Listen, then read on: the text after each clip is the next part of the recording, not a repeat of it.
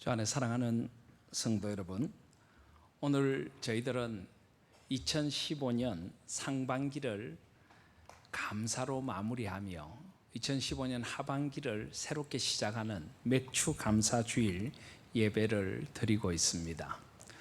이 맥추절이라고 하는 것은 원래 구약의 3대 절기 가운데 하나입니다. 구약의 3대 절기는 유월절과 맥추절과 초막절입니다.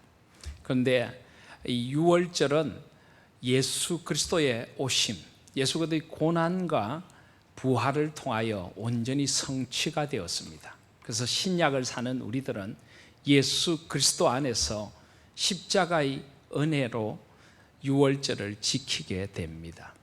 그리고 이 맥추절은 오순절이라고도 부르는데, 이 맥추절은 성령 하나님께서 온 땅에 강림하심으로 성취가 되었습니다. 그래서 신약을 사는 우리 성도들은 맥추절을 성령 강림절, 오순절로 기념하여 지키게 됩니다. 그리고 초막절, 수장절이라고도 하는 것은 마지막 가을 거지가 끝나고 감사를 드리는데, 예수 그리스도의 구원 사역과 관련하면은 이 초막절은 예수님의 재림으로 이루어질 역사의 완성을 바라보게 합니다. 그래서 구약의 3대 절기는 예수 그리스도의 오심, 성령 하나님의 강림, 그리고 예수 그리스도의 다시 오심, 예수 그리스도 안에서 이루어진 구원과 성령 하나님 안에서 이루어진 풍성함과 또 다시 오실 주님에 대한 소망으로 기념되어져야 합니다. 그런데 우리 한국 교회는 이 맥추 감사주일을 성령 강림절 외에도 7월의 첫 주일을 시작하며 맥추 감사주일을 지킵니다. 이것은 나름대로 구약의 맥추절의 또 다른 의미를 담아낸 것입니다. 구약의 맥추절은 하나님께서 농사를 시작하게 하셔서 이제 보리와 밀의 첫 열매를 수확하면서 그동안 한 해의 농사가 모두 하나님의 은혜였습니다 하고 감사를 드리는 그런 절기였습니다. 우리는 봄에 씨를 뿌려 가을에 걷지만은 이스라엘은 가을에 씨를 뿌려 봄이 지나고 이제 초여름이 되면 걷기 때문입니다. 그런데 우리는 그런 인생의 한가운데서 하나님 앞에 감사를 드리는 절기로 이 맥추 감사주일을 지킵니다. 한 해의 절반을 돌아보면서 지금까지 인도해 주신 은혜가 너무 감사했습니다. 그리고 한 해의 후반기를 하나님의 은총의 손 의지하여 걸어가겠습니다. 한 해의 전반전을 끝내고 마치 하프타임처럼 후반전을 새롭게 하는 시간이 이 맥추 감사주일인 것입니다. 그래서 우리 하나님교회 성도님들에게도 한 해의 절반을 마무리하고 새로운 절반을 향해 나아가는 복된 새로움의 시간이 되시기를 주님의 이름으로 먼저 소원을 드립니다.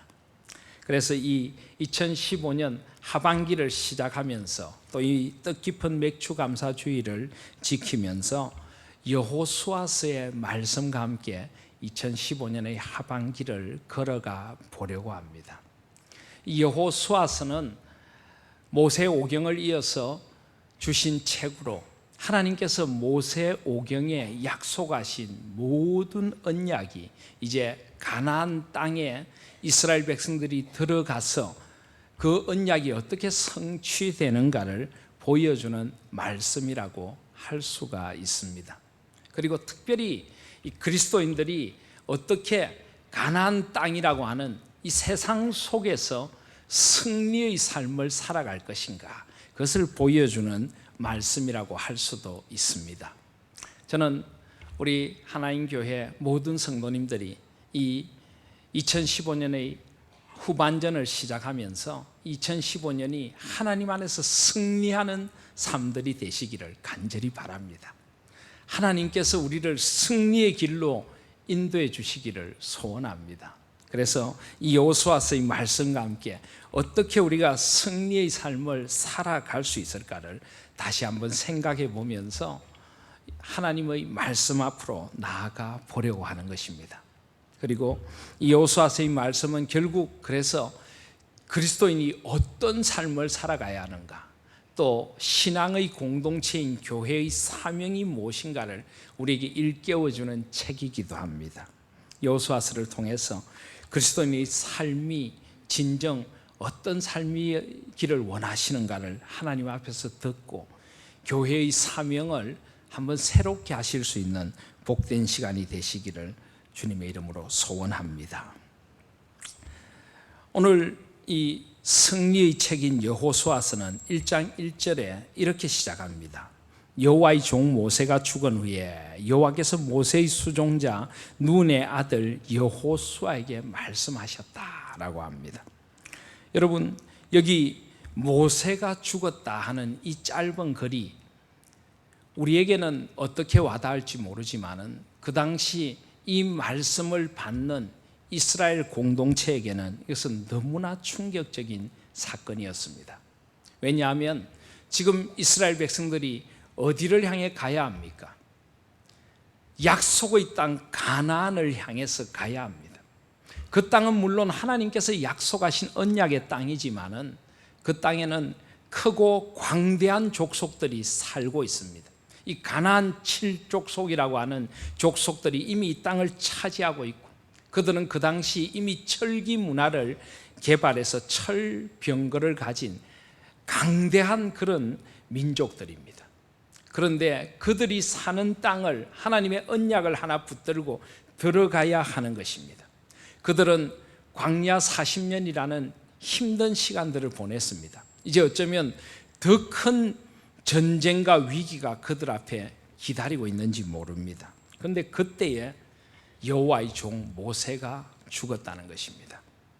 여호와의 종 모세는 어떤 사람입니까? 그 수많은 이스라엘 백성들을 그 당시 이 고대 근동의 가장 강대국인 애굽, 이집트의 힘으로부터 구원해내는데 하나님께 쓰임받은 인물입니다. 그는 광야 40년의 세월 동안 이 수많은 이스라엘 백성들을 훌륭하게 인도한 영적인 지도자요, 그들의 영도자였습니다. 이스라엘 백성들은 모세의 손끝을 통해서 하나님께서 홍해를 가르시는 것을 목도했습니다. 모세의 지팡이를 통하여서 하나님께서 반석에서 물을 내시는 것을 목도했습니다. 모세는 하늘에서 만나와 메추라기가 내리도록 하나님 앞에서 서 있었던 인물입니다.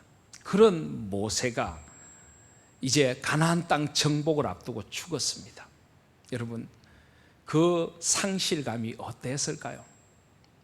그런데 여러분, 왜 이 승리의 책인 여호수아서를 시작하면서 하나님께서 모세가 죽었다라고 말씀하실까요?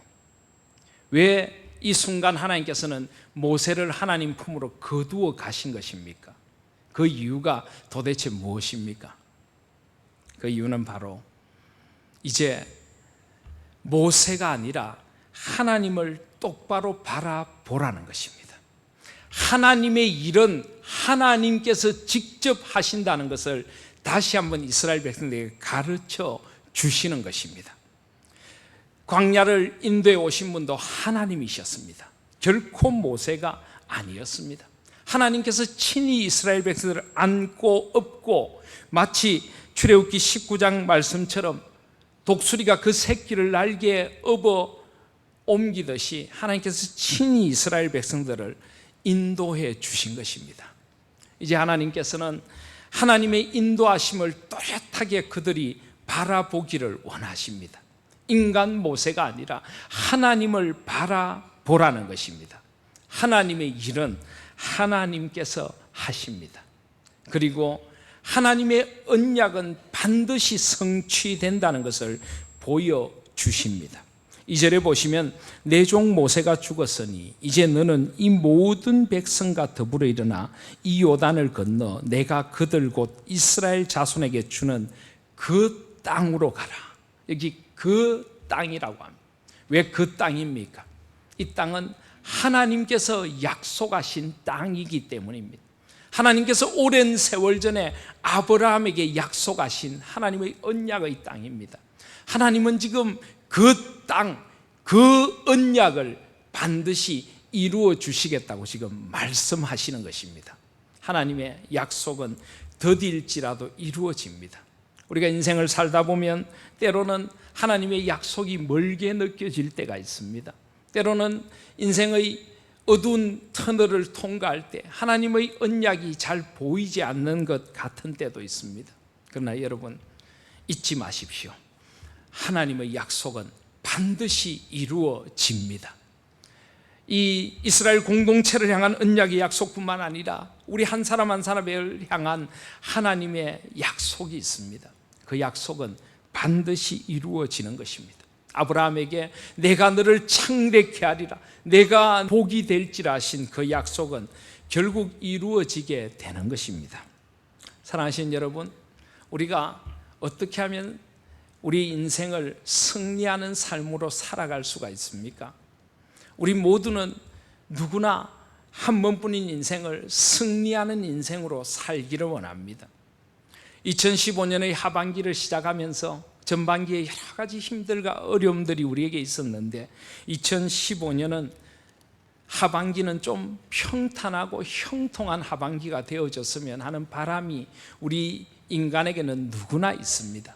또 나의 인생의 남은 날들이 평탄하고 형통한 길을 걸어갔으면, 우리의 자녀들이 평탄하고 형통한 길을 걸어갔으면 하는 바람은 우리 인간 누구에게나 있습니다.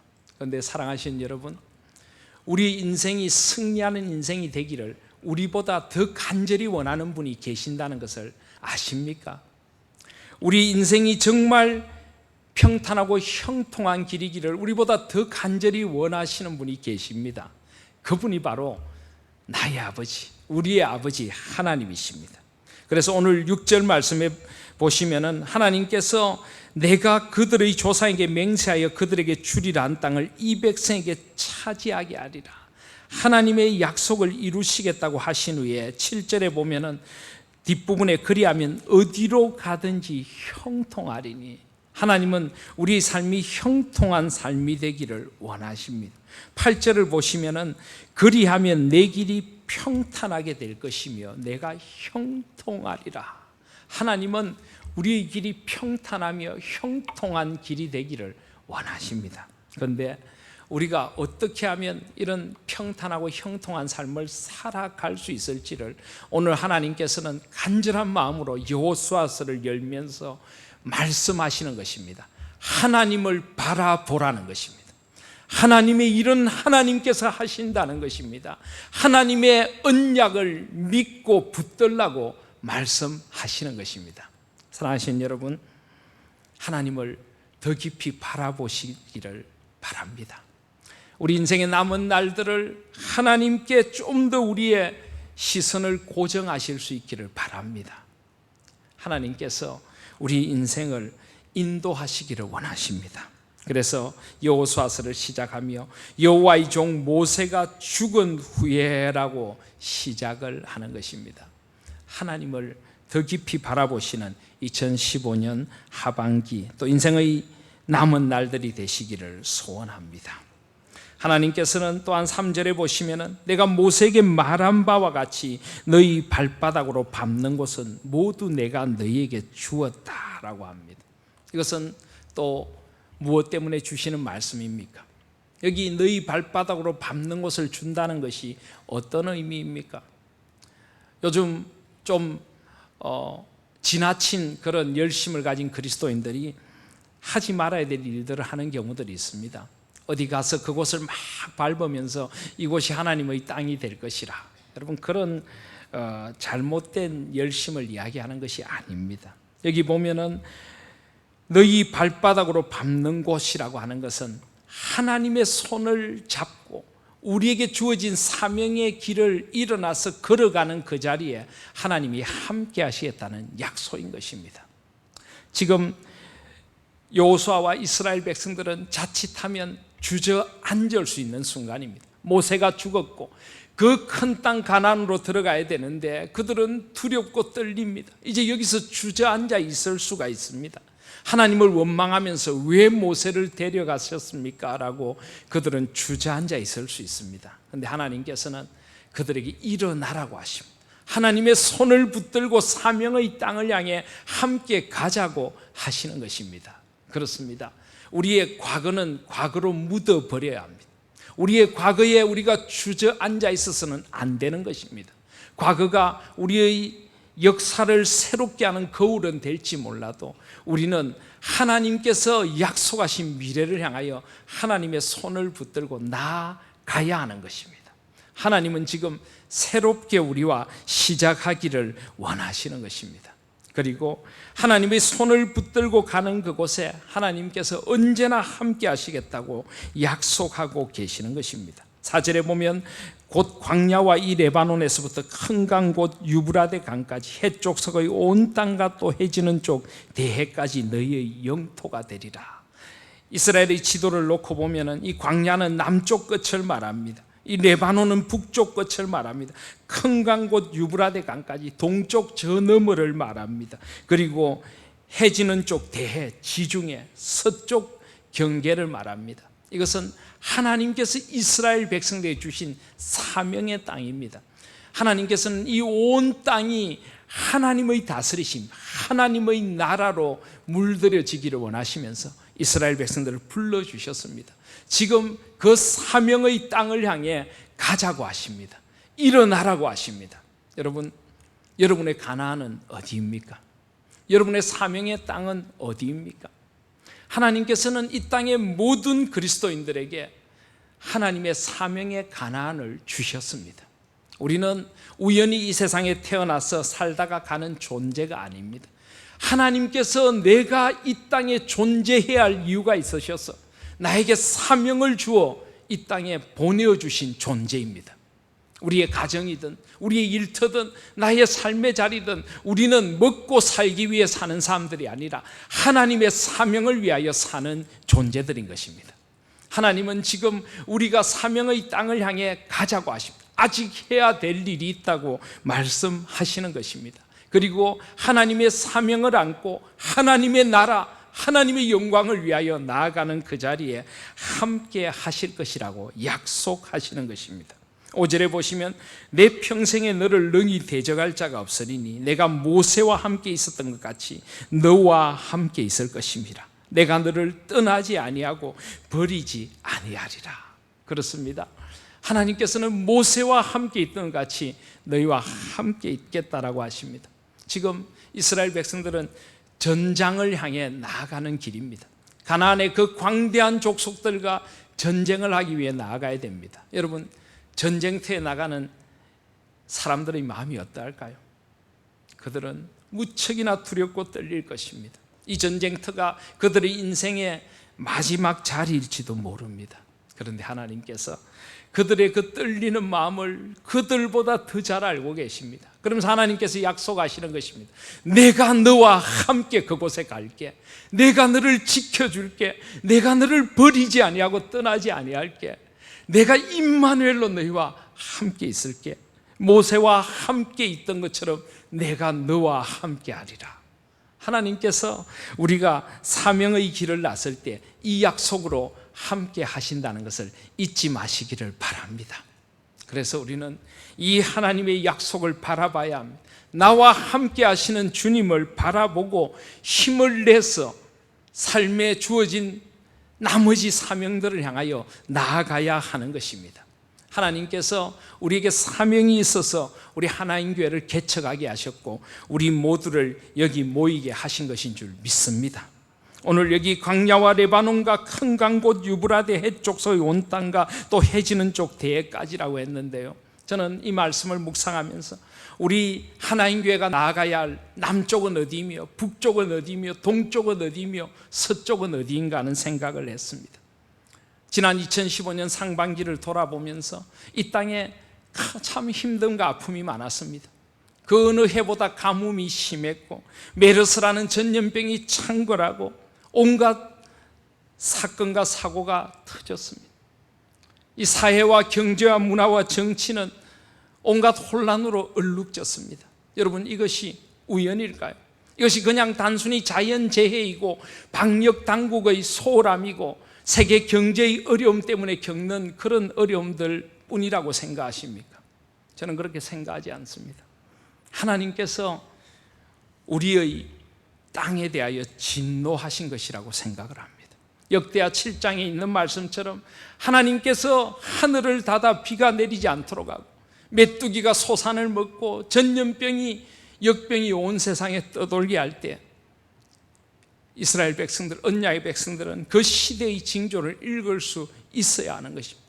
스스로 겸비하여 자기를 낮추고 기도하여 하나님의 얼굴을 구하고 그 악한 길에서 떠나라고 하셨습니다. 이 시대의 징조를 바라보면서 우리 하나님 교회의 소명을 생각합니다. 이 땅을 새롭게 하시려는 하나님 앞에 쓰임받는 교회가 되어야 되겠구나. 이 땅을 안고 울고 이 땅에 교회들이 먼저 하나님 앞에 악한 길에서 돌이켜서 거룩을 회복하는데 쓰임받는 우리 하나님 교회가 되게 하여 주시옵소서. 우리 교회의 사명이 있는 것입니다. 이 갈라진 땅, 이 갈라진 세상을 하나 되게 하는데 쓰임받으라고 우리 하나님 교회를 이곳에 세우셨습니다. 쪼개어지고 갈라지고 세속에 물든 한국 교회들을 온전히 주님 앞에 진리 안에 하나 되게 하는데 쓰임받으라고 우리 교회를 불러주신 것입니다. 다음 세대들을 세워가야 합니다.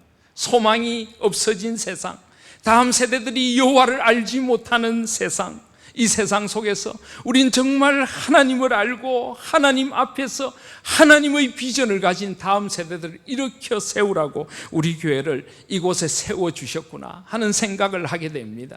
우리 7월 여름 성경학교와 여름 수련회가 열리게 됩니다. 우리 다음 세대들이 살아계신 하나님을 이 여름 성경학교와 수련회를 통하여 만날 수 있기를 기도하실 수 있기를 바랍니다. 그들이 정말 하나님의 비전을 안고 이 땅을 새롭게 하는데 쓰임받는 일에 온전히 헌신하는 우리 교회가 되어지기를 소원합니다. 북으로 저 북한 땅에 신음하고 있는 동포들이 있습니다. 저 북한이 아직까지도 복음의 문을 열지 못하고 하나님을 알지 못하는 폐역한 정권이 하나님 앞에서 큰 죄를 행하고 있습니다. 저 북한 땅을 안고 울면서 저곳이 복음으로 열려지는데 우리가 쓰임 받아야 하겠다는 생각을 하게 됩니다. 지난주에 인도 선교사님들을 만났습니다.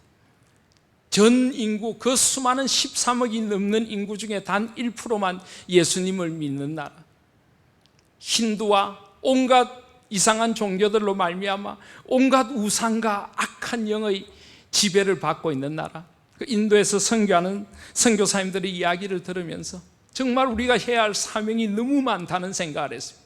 저 인도 땅에 정말 우리가 생명을 들여서라도 복음을 전해야 되겠고, 저 인도 땅에 저 죽어가는 영혼들, 저 죽어가는 아이들에게 우리가 생명의 복음을 전하고 교육을 시키고 직업 교육을 시켜서 저 인도를 새롭게 하는 일에 쓰임받아야 되겠고, 변변한 교회당 하나 없이 그 힘든 사역을 하고 있는 우리 선교사님들을 위해서 우리 교회가 무엇을 할 것인가? 저는 우리에게 맡겨주신 사명들이 너무나 많다는 생각을 했습니다. 우리 하나님 교회를 이곳에 존재하게 하시는 하나님의 뜻, 하나님께서 우리가 그 사명을 향해서 일어서면은 반드시 우리와 함께 해 주실 것을 믿습니다. 우리를 통하여 하나님의 소원을 이루어드리는 우리 교회, 우리의 삶이 되기를 소원합니다. 오늘 이 하나님의 언약의 약속을 믿고 나아가십시다. 우리 이번 여전대 연합회 수련회가 봉사를 하러 가는 그 시골교회 목사님께서 그런 이야기를 하셨습니다. 이곳에 25년 교회를 섬기는 동안 이런 섬김은 처음 받아봅니다.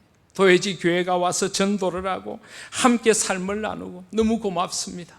여러분, 그렇게 도회지 교회의 도움이 아니면 일어설 수 없는 많은 교회들이 있습니다. 우리가 이 땅의 복음화를 위해서도 해야 할 일이 너무나 많은 것입니다. 그 또한 우리가 밟아야 할 땅인 것입니다. 주께서 우리와 함께 해주시기를 소원합니다. 그래서 하나님께서 오늘 내가 너를 떠나지 아니하고 버리지 아니하리라 하신 후에 6절에 보면 강하고 담대하라 그러십니다. 강하고 담대하라.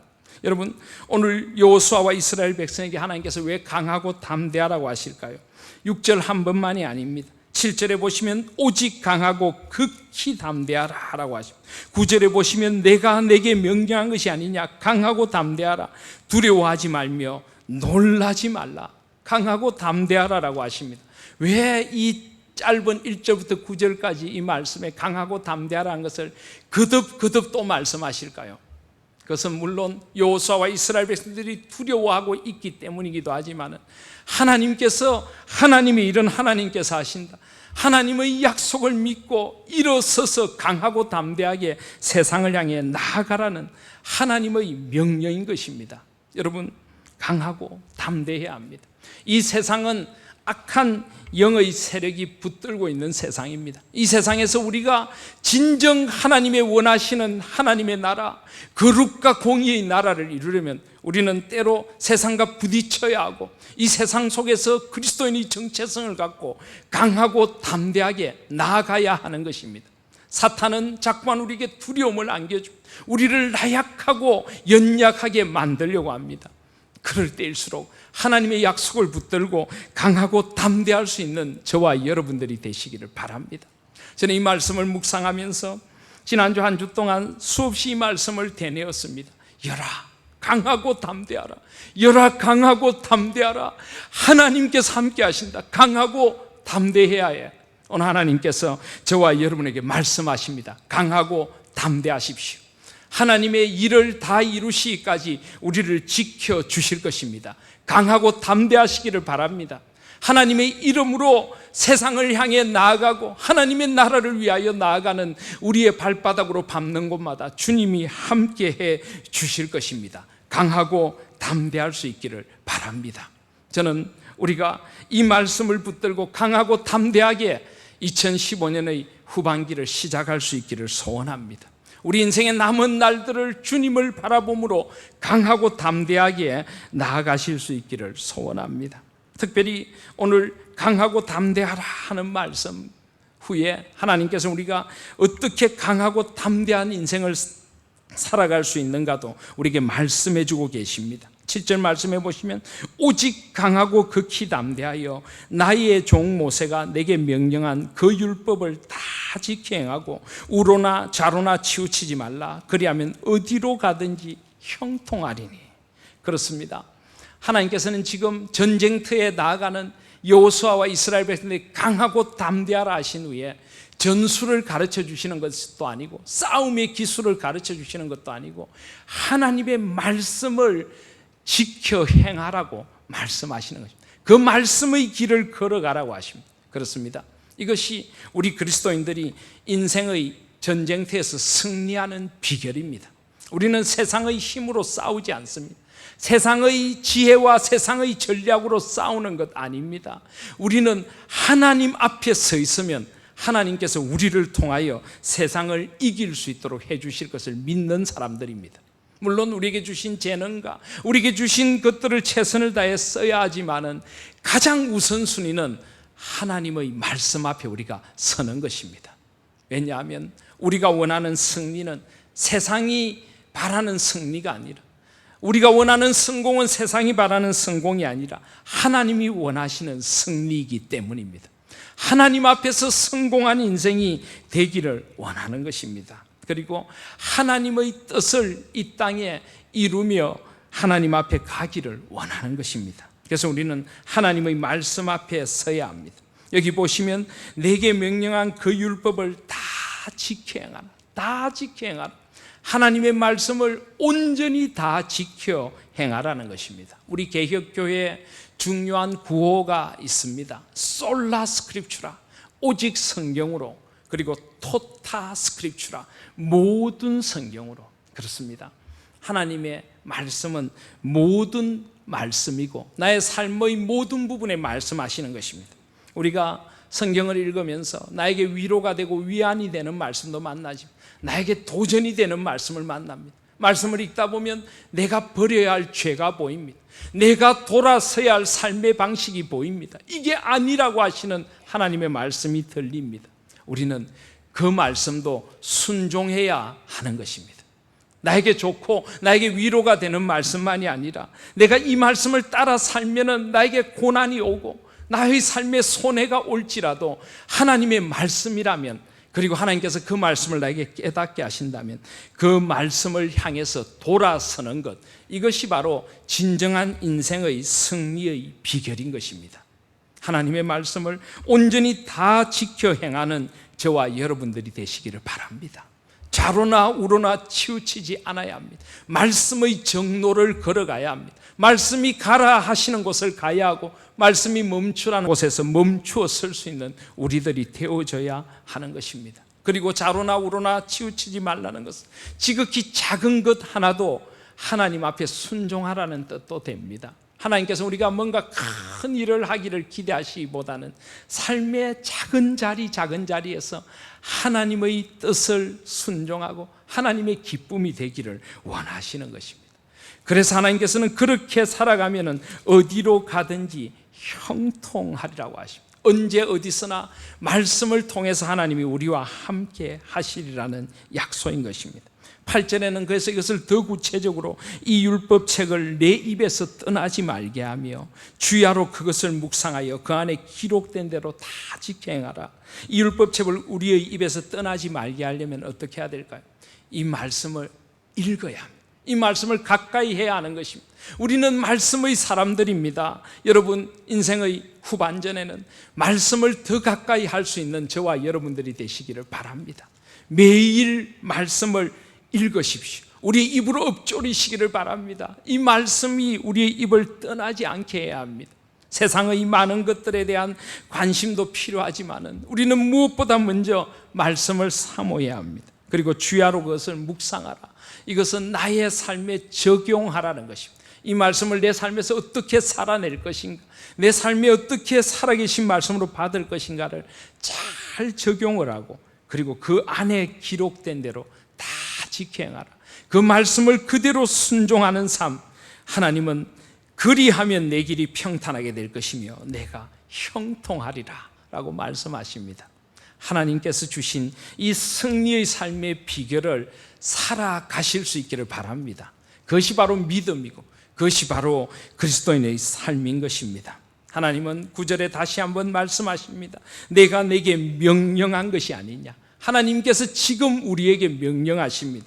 강하고 담대하라. 두려워하지 말며 놀라지 말라. 내가 어디로 가든지 내 하나님 여호와가 너와 함께 하느니라. 하나님께서 이 말씀과 함께 계셔서 저와 여러분의 인생의 남은 날들에 진정한 승리를 주시기를 주님의 이름으로 소원합니다. 이제 말씀을 맺습니다. 오늘 이 승리의 책인 여호수아서가 주시는 승리의 비결을 다시 한번 가슴에 담으시기를 바랍니다. 무엇보다 먼저 하나님을 바라보십시다. 하나님의 일은 하나님께서 하십니다. 하나님의 언약을 붙드십시다. 하나님을 바라보고 하나님의 언약을 붙들고 가는 삶에 반드시 승리가 있을 것을 믿습니다. 하나님의 말씀 안에서 강하고 담대하십시오. 그 말씀의 뜻을 따라서 하나님께서 주신 사명의 땅을 하나님의 손을 붙들고 밟고 나아가시기를 바랍니다. 그리고 그 말씀을 온전히 지켜 행하며 좌로나 우로나 치우치지 말고 늘 그 말씀을 가까이 하고 그 말씀 안에서 살아가십시오. 여러분의 삶이 반드시 하나님 안에서 평탄하고 형통할 것을 믿습니다. 그 복된 길을 걸어가시는 저와 여러분들 되시기를 주님의 이름으로 소원합니다. 아멘.